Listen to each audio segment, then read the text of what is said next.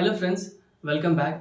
तो इस वीडियो में हम देखने वाले हैं एटमॉस्फेरिक रिफ्रैक्शन के बारे में और रिफ्रैक्शन के थ्रू होने वाले डिफरेंट फिनोमेना के बारे में जो हमें नीचे में दिखाई देती हैं, जैसे कि हमारा twinkling of star, apparent star position, advance sunrise and delayed sunset. तो सबसे पहले बात करेंगे हम ट्विंकलिंग ऑफ स्टार के बारे में। उससे पहले हम ये देखेंगे कि ट्विंकलिंग मतलब होता क्या है। ट्विंकलिंग मतलब होता है टिमटिमाना, यानी कि अगर हम अपने अर्थ एटमॉस्फेयर में होके हुए अगर मैं दूर किसी तारे को देखते हैं रात के टाइम में, तो वो टिमटिमाते हुए नजर आती है। तो उसके पीछे का जो कॉज है वो देखेंगे इस डायग्राम के थ्रू। तो इस डायग्राम में आप देख सकते हैं कि जो मेरा ये अर्थ है उसके ऊपर सपोज कोई पर्सन खड़ा है और वो रात के टाइम पे किसी तारे को देख रहा है। अब तारे हमें दिखाई क्यों देते हैं? क्योंकि तारे से एमिट होने वाली जो लाइट होती है वो हमारी आंखों तक पहुंचती है, तो हमें किसी भी चीज को, कोई भी चीज हम देख पाते हैं। दैट मीन्स अगर तारे से जो लाइट निकल रही है हमारे आंखों तक पहुंच रही है, राइट। अब कैसे पहुंचेगी? तो एटमॉस्फेयर के थ्रू पहुंचेगी। अब आपने ये देखा होगा कि मैंने ये लाइंस ड्रॉ की हैं, ये क्या है? एटमॉस्फेयर के डिफरेंट लेयर्स हैं। क्यों लेयर्स हैं? अगर रिफ्रैक्शन होना है तो चेंज ऑफ मीडियम होगा। अब ये अगर मेरा एटमॉस्फेयर है तो मीडियम तो बस एयर है, तो फिर क्यों लेयर्स बना है? क्योंकि आपने देखा होगा कि जो वार्म एयर है वो लाइट होता है और जो कोल्ड एयर है वो हैवी होता है। तो जो कोल्ड एयर होता है वो नीचे सेटल कर जाता है और जो वार्म एयर है वो ऊपर की हो जाता है, राइज करता है। तो ऐसे ही मैंने एटमॉस्फेयर में बनाया कि जो वार्म एयर है वो सबसे पहले क्या होगा, बहुत वार्म एयर होंगे, उसके बाद उससे कोल्ड, उससे कोल्ड। तो इससे क्या होगा कि डिफरेंट लेयर्स बने हैं जिसकी डेंसिटीज डिफरेंट होंगी, यानी वार्म एयर की डेंसिटी कम होगी और जो कोल्ड एयर होगी उसकी डेंसिटी ज्यादा होगी। तो चेंज इन डेंसिटी मतलब क्या हुआ कि जो रिफ्रैक्शन का कॉज बनेगा, राइट। अब यहां से जो लाइट आ रही है, सपोज यहाँ पे लाइट आई मेरी, अब ये क्या हुआ कि ये वार्म एयर है, ये इसके ऊपर वार्म एयर थी, अब उससे थोड़ी सी स्लाइड चेंज हुई, यानी कि थोड़ी सी ठंडी एयर हुई। तो यानी कि ये रेयरर मीडियम है, उससे क्या हो जाता है, डेंसर मीडियम में जाता है। यानी कि जैसे जैसे एयर कोल्ड होती जाएगी वो उसकी डेंसिटी और डेंस होती जाएगी, यानी कि रेयरर मीडियम से जब डेंसर मीडियम में जाएगा तो वहां पे रिफ्रैक्शन होगा। रिफ्रैक्शन कैसे होगा? आप देखो, अगर मैं यहाँ पे एक नॉर्मल ड्रॉ करूं और लाइट को नॉर्मल ऐसे आनी चाहिए थी, तो अगर रेयर से डेंसर मीडियम में जाएगा तो वो नॉर्मल की ओर बेंड करेगा। तो ये मेरा जो लाइट है वो नॉर्मल की ओर बेंड कर गया, राइट। वापस से अब ये जो एयर की डेंसिटी है और ये जो एयर की डेंसिटी है, जिसमें ये वापस ज्यादा डेंसर होगा, राइट। तो वापस से इन दोनों को अगर बात करें तो ये वापस रेयर से मीडियम से डेंसर मीडियम में आ रही है, ओके। तो रेयर मीडियम से डेंसर मीडियम वापस से अगर ड्रॉ करेंगे नॉर्मल, तो ये यूजुअली ऐसे जानी चाहिए थी, लेकिन अब क्या करेगी, वो बेंड करेगी नॉर्मल के टुवर्ड्स। तो नॉर्मल के टुवर्ड्स ऐसे बेंड करेगी, ओके। वापस यहाँ पे रिफ्रैक्शन होगा क्योंकि वापस चेंज इन मीडियम, ये रेयर मीडियम है और ये डेंसर मीडियम है, ओके। तो यहाँ पे वापस रिफ्रैक्शन होगी और हमें कुछ लाइट यहाँ दिखाई देगी। सपोज पर्सन मेरा यहाँ खड़ा हुआ है, तो इस पर्सन को लाइट, ये जो स्टार है वैसे दिखाएगी। अब अगर मैं इस लाइट को ट्रेस करूं जो मेरे को आ रही है, तो आप देखो एक सेकेंड, अगर मैं लाइट को ट्रेस करूं तो ये जो लाइट है वो कुछ यहां जा रही है, ओके। तो हमें जो स्टार दिखाई देगा वो कुछ यहां दिखाई देगा। एक्चुअली में स्टार कहाँ है? यहाँ है, लेकिन जो लाइट हमें आ रही है वो डिफरेंट लेयर्स पर रिफ्रैक्शन हो रही है उस लाइट का। तो उस रिफ्रैक्शन से जो लास्ट लाइट हमारी आंखों तक आ रही है उसको मैं ट्रेस बैक करूं तो जो स्टार है वो अपने पोजीशन से थोड़ी सी ऊपर दिखाई देती है। तो उसको बोलते हैं एपरेंट स्टार पोजीशन, यानी कि स्टार यहाँ पे एक्चुअली है नहीं। जहां पे आप स्टार देख रहे हो एग्जैक्टली वहां पे स्टार है नहीं, उससे थोड़ी नीचे है, ओके। तो उसको बोलते हैं एपरेंट स्टार पोजीशन, यानी कि ये जो स्टार का पोजीशन है वो एपरेंट है, यानी कि वो रियल नहीं है। वो रियल स्टार यहाँ लाई करता है, वो एपरेंटली हम उसको ऊपर थोड़ा सा स्लाइटली अबव देखते होंगे। अब मैंने स्टार्ट किया था टॉपिक ट्विंकलिंग ऑफ स्टार, यानी कि ट्विंकल क्यों होती है। तो आप बताओ कि क्या जो एटमॉस्फेयर में जो एयर है वो क्या स्टेबल है? नहीं, वो हमेशा मूव करती रहती है।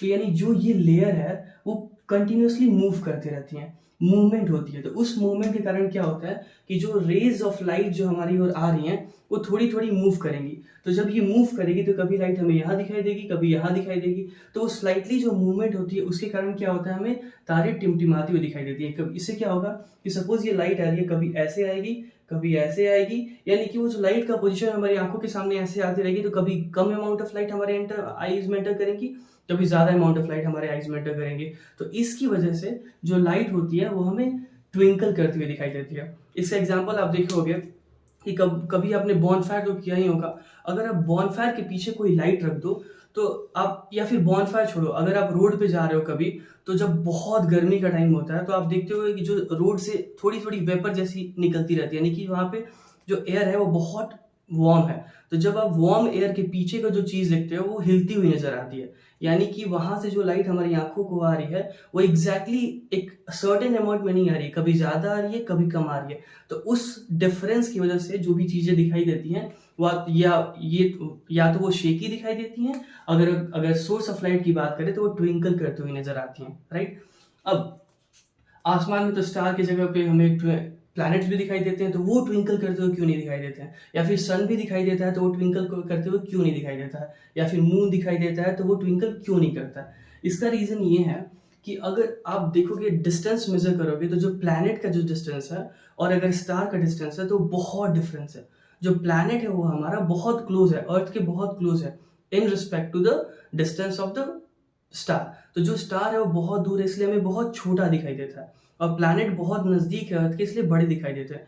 तो डेविएशन तो प्लैनेट के केस में भी होता है, जो लाइट हमारे आईज में एंटर कर रही है वो डिफरेंस तो प्लैनेट के केस में भी होता है, बट वो उसके साइज से अगर कंपेयर किया जाए तो वो इतना छोटा होता है कि वो हमारे आईज को, वो हम ऑलमोस्ट नेग्लेक्ट कर जाते हैं, हमारे आईज को एग्जैक्टली समझ में नहीं आता कि डेविएशन हो रहा है। आप ये बताओ कि ये एक प्लैनेट है और ये एक छोटा सा स्टार है, तो ऐसे कितने सारे स्टार अगर फॉर्म करेंगे तो एक प्लैनेट बनेगा? एक्चुअल में नहीं, in comparison to size that we see in the sky, अगर हम स्काई में देखते हो स्टार इतना छोटा दिखाई देता है, इतना छोटा, और प्लैनेट इतना बड़ा, यानी कि स्टार की कंपैरिजन में प्लैनेट हमें बहुत बड़ा दिखाई देता है। तो सपोज प्लैनेट का एक पोर्शन अगर ट्विंकल कर भी रहा हो तो जो टोटल प्लैनेट को ओवरऑल देखेंगे तो ट्विंकलिंग इफेक्ट बिल्कुल नेग्लिजिबल हो जाता है। दैट्स वाई हमें प्लैनेट ट्विंकल करते हुए नहीं दिखाई देते हैं, जबकि स्टार ट्विंकल करते हुए दिखाई देते हैं। अब अगला फिनोमेना हमारा होगा advance sunrise and delayed sunset. Okay, advance sunrise and delayed sunset, तो पहले इन दोनों का टर्म का मीनिंग समझते हैं। तो एडवांस सनराइज मतलब क्या हुआ? सुबह में अगर हम सनराइज देखते हैं तो क्या वो एक्चुअल सनराइज होती है? नहीं, वो एटमॉस्फेरिक रिफ्रैक्शन का एक फिनोमेना है। उसमें क्या होता है कि सनराइज होने के 2 मिनट पहले ही हमें सनराइज देखने को मिल जाती है। Okay, same as delayed sunset, इसका मतलब ये हुआ कि सनसेट होने के 2 मिनट तक हमें सन जो है स्काई में दिखता है, यानी कि सनसेट हो चुकी है, यानी कि सन होराइजन को क्रॉस कर चुका है, इसके बावजूद भी हमें सन स्काई में दिखता है। उसके दोनों को एक डायग्राम के थ्रू समझेंगे। तो ये हमारा अर्थ है, ये हमारा सन है, और उसके ऊपर कोई इंसान खड़ा है जो सनराइज को एक्सपीरियंस करने वाला है। ये हमारा क्या है? होराइजन हो गया। होराइजन क्या होता है? तो आपने देखा होगा, एक लेमैन वर्ड्स में समझाऊं तो अगर सपोज आप ग्राउंड पे खड़े हो और आपके आसपास कुछ भी नहीं है, आप दूर तक देख पा रहे हो, तो दूर पे सबसे दूर देखने को क्या मिलता है? ऐसा लगता है कि जो स्काई है और जो लैंड है वो मीट कर रही है। तो उस पॉइंट को हम बोलते हैं होराइजन, जहां पे it seems that the sky and the earth is meeting, यानी कि जो स्काई है और जो अर्थ है दोनों मीट करी जिस सरफेस पे, उसको हम अज्यूम करते हैं कि वो होराइजन है। एक्चुअली वही होराइजन होता है। ओके, तो सपोज जो है इस डायग्राम में जो सनराइज एक्सप्लेन करने वाले हैं, यहाँ पे क्या है कि जो पर्सन है वो देख पा रहा है कि जो सन है वो होराइजन के पहले, यानी कि सनराइज के पहले का सिनेरियो है। तो अब यहाँ पे क्या मिसिंग है? तो अर्थ के आसपास एक एटमॉस्फेयर का एक लेयर होता है, राइट। तो सपोज ये एटमॉस्फेयर का लेयर हो गया।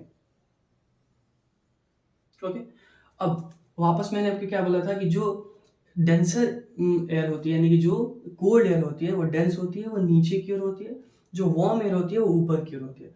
तो जो हमारा सन से जो रेज आते हैं, ओके, सपोज यहाँ से सन से जो रेज आ रहे हैं वो क्या होंगे कि सबसे पहले इस एटमॉस्फेयर में यहाँ पे रिफ्रैक्शन होगा, तो ये रिफ्रैक्शन करके कुछ यहाँ पे आएगा और यहाँ से रिफ्रैक्शन करके कुछ यहाँ पे आएगा, राइट। हमारे आईज को आया। रिफ्रैक्शन क्यों हुआ यहाँ पे? ये डेंसर से रेयरर मीडियम में आ रहा है, सॉरी रेयरर मीडियम से डेंसर मीडियम में जा रहा है, तो यहाँ पे रिफ्रैक्शन हो रहा है। तो अगर जो रेज हमारी आंखों तक आ रही है उसको अगर आप ट्रेस करोगे तो आप देख सकते हो कि जो सन है वो आपको होराइजन के ऊपर की ओर दिखाई देगा, राइट। यानी कि सन क्या है? इस होराइजन के नीचे है। तो जो रेज आ रही हैं वो एटमॉस्फेयर पर रिफ्रैक्ट हो रही है। रिफ्रैक्ट कैसे हो रही है? रेयरर मीडियम से डेंसर मीडियम में जा रही है। ओके, तो रेयरर मीडियम से डेंसर मीडियम में जाएंगी तो वो नॉर्मल से दूर भागेंगे। आप देख सकते हो कि यहाँ पे नॉर्मल है, ये एक्चुअली में राइट ऐसे जानी चाहिए थी, लेकिन वो और रिफ्रैक्ट कर रही है, बेंड कर रही है। तो वो जब उस लाइट को ट्रेस बैक करेंगे तो वो क्या होगा? वो देखेंगे कि सन जो है वो एक्चुअल सनराइज होराइजन के ऊपर दिखाई देती है। तो ये आपका हो गया एडवांस सनराइज। ओके, अब डिलीट सनसेट में एग्जैक्ट ऐसा ही फिनोमेना होगा जहाँ पे जो हमारा सन है वो होराइजन के नीचे है, यानी कि वो सनसेट एक्चुअली हो चुका है। तो जब वापस से यहाँ पे एक एटमॉस्फेयर ड्रॉ करेंगे, सपोज ये अर्थ का एटमॉस्फेयर है, तो जैसे सन की रेज जो आती हैं, सपोज यहाँ पे आई, वहां पे वापस यहाँ पे रिफ्रैक्शन होगा और यहाँ पे वापस रिफ्रैक्शन होगा। तो आप अगर रिफ्रैक्शन को ट्रेस करोगे तो ये सन हमें कुछ ऐसे दिखाई देगा। ट्रेस करने का क्या मतलब है कि जो लास्ट रे हमारी आंखों में जैसे आ रही है, सपोज लाइट ऐसे आ रही है, तो उसको आप ट्रेस करके देखोगे कि ऑब्जेक्ट उसके, क्योंकि हमें ये अजम्पशन होगा कि अगर कोई लाइट आ रही है तो उसका जो ऑब्जेक्ट होगा उसके स्ट्रेट वे में होगा। तो अगर लाइट हमें ऐसे आ रही है, ऐसे आ रही है, सपोज ये मेरा आई है और लाइट ऐसे आ रही है, तो हम ज्यूम करेंगे कि इसको स्ट्रेट अगर हम एक्सटेंड करेंगे तो ऑब्जेक्ट कुछ यहाँ पे होगा।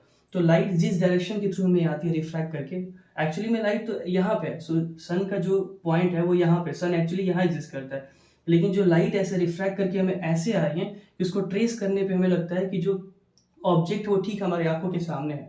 तो वो क्या होगा, होराइजन के ऊपर हो गया यानी एडवांस सनराइज, और यहाँ पे होराइजन के नीचे दिखाई देता है जो कि होता है डिलेड सनसेट। तो नेक्स्ट वीडियो में हम देखने वाले हैं स्कैटरिंग ऑफ लाइट, और उसकी वजह से डिफरेंट डिफरेंट फिनोमेना जो हम नेचर में देख सकते हैं उन सभी के बारे में डिस्कस करेंगे एक एक करके। तब तक के लिए बाय, मिलते हैं नेक्स्ट वीडियो में।